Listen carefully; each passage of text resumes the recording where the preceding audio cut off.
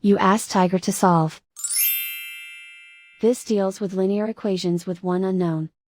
The final result is x equals -4. Let's solve it step by step. Group all x terms on the left side of the equation. Subtract 3x from both sides. Group like terms. Simplify the arithmetic. Group like terms. Simplify the arithmetic. Group all constants on the right side of the equation. Subtract 3 from both sides.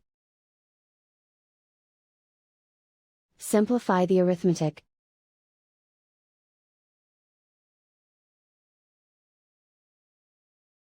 Isolate the x. Divide both sides by 2. Simplify the fraction.